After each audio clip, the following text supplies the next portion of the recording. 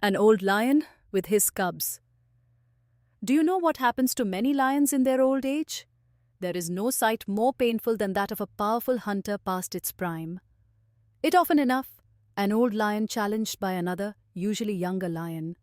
If he is defeated but lucky enough to survive, he has to flee the territory. The young challenger takes over the pride, and the lionesses switch their allegiance to him. This younger lion might even kill the cubs of the older lion. The mothers watch from the sidelines, helpless. They probably see it as a command from their new master. New rules in the new pride. The ways of the jungle can be cruel. Now, if this older lion you saw had his cubs with him, he must have managed to save them somehow. Maybe he and his cubs together escaped the wrath of the young challenger. So, as you know, hunting is difficult for an old lion, and if you happen to be one with a few cubs to feed, life can become a huge struggle. This lion's cubs were starving. He was starving. They were weak and desperate. This lion, he was at the other end of the grassland with his 3 cubs behind him. He had just spotted a few deer that had probably got separated from the main herd. A mother with her babies. There were 4 fawns. One of them was clearly weaker than the others.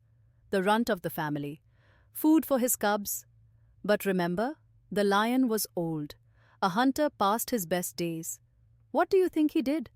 He would have gone for the weakest fawn, of course. It would provide less meat, but at least he could be certain of catching it and feeding his cubs. A little food is better than no food. His cubs and he would survive another day, become a little stronger. So the lion charged at the runt among the deer. The doe, sensing danger, lifted her head up, her eyes searching for any movement. On spotting the lion, she moved instantly, alerting the fawns, and they fled towards the tree line, running and leaping over each other. They were swift, all except one. The lion increased his pace. He was weak, but he was still a lion. He began closing the distance to the tiny fawn. It was just a matter of time, a few seconds perhaps, before he would catch up with his prey. It seemed that the lion and his cubs would finally get their meal. And then, much to our surprise, the doe slowed down. The bigger fawns had reached the edge of the clearing and would vanish into the foliage any moment, away from the lion. But the runt was still at risk. The mother stopped running, then came to a stop. The lion turned towards the doe. A full-grown deer would last him and his cubs much longer than the little one.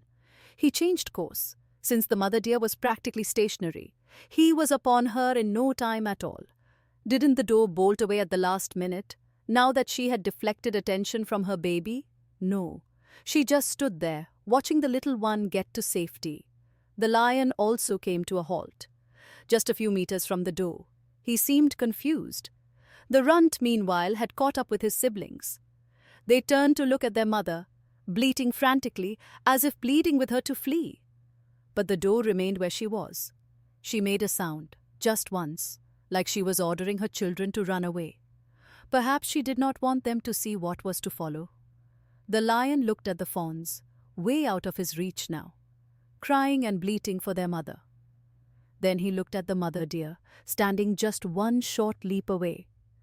And he seemed paralyzed, like he couldn't bring himself to kill the splendid deer in front of him.